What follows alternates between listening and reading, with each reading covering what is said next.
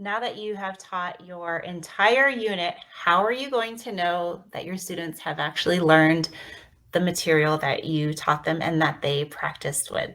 We are talking all about evaluate in the 5E step model.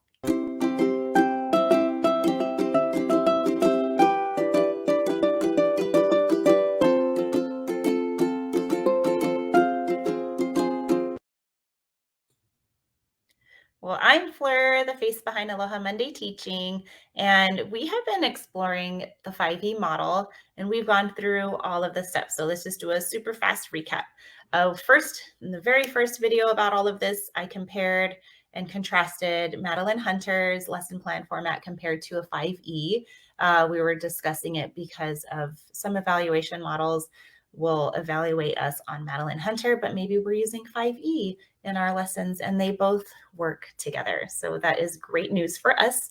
Then we went into each of the steps. So there's 5. We did engage, where we talked about lesson plan hook ideas.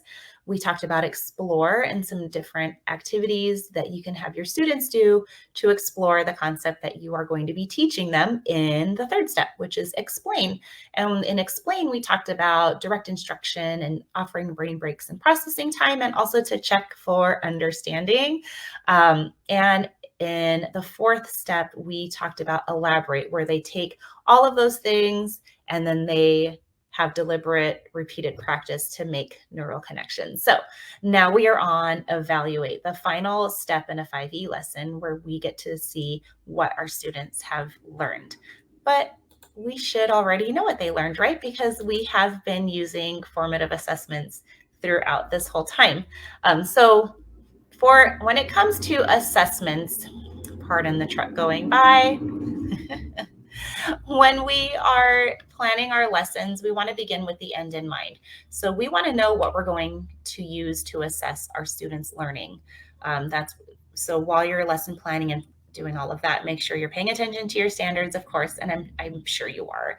I probably don't even have to say this, but you'll want to know what your assessment is ahead of time. So when are you assessing? Well, as you're working through your unit, you may have realized it or not, but you're giving formative assessments as you're teaching them.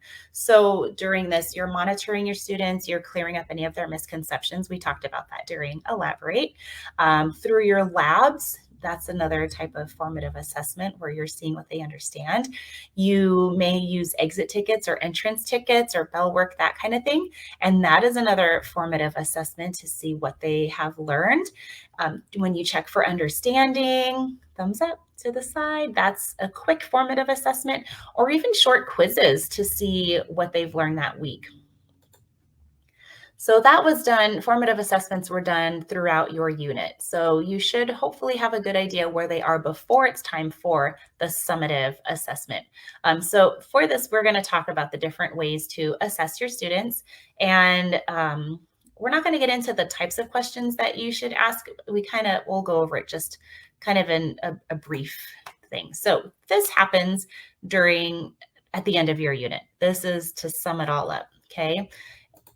Now, there are different kinds of assessments. So we'll talk about objective assessments first, and then we'll talk about subjective. So objective assessments are your quizzes or tests, and these are going to be more multiple choice, matching, true, and false.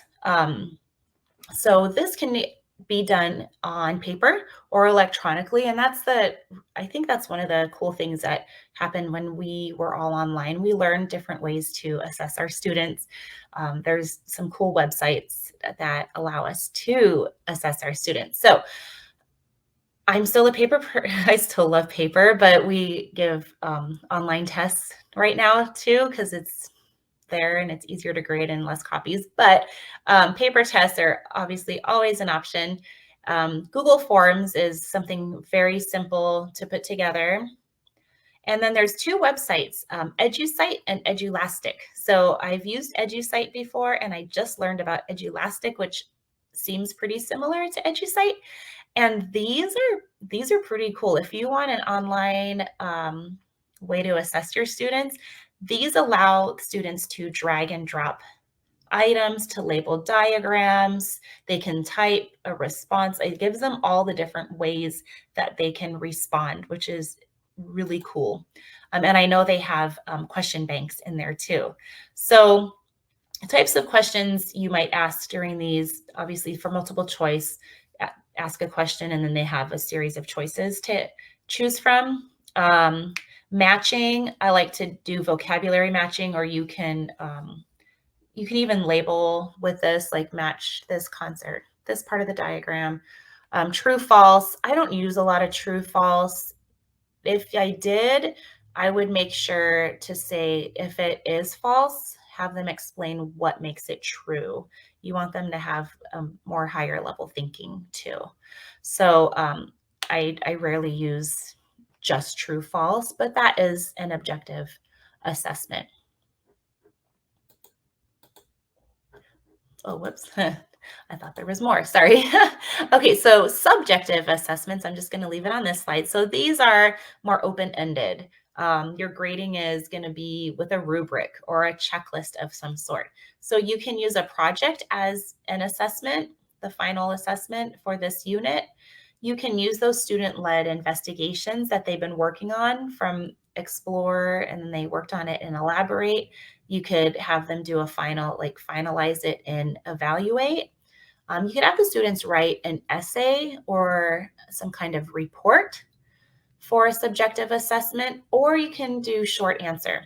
And you can combine these too. If you think about it, your objective assessments, you could also mix in subjective. So you have a test and you have your multiple choice questions and your fill in the blanks, your matching, and some short answer. So you can mix it up too, which is ideal to see what they really understand.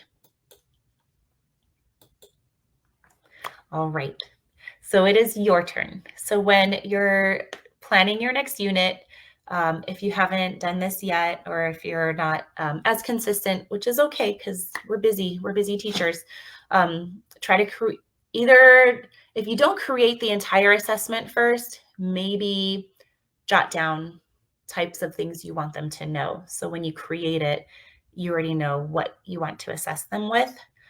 If you already have a test created from last year, look at it before you start planning so you can revise it and say, okay, these are related to the standards, or we don't have time for this aspect. And that way you know what your assessment is. So that one's pretty quick if you already have one written from prior years.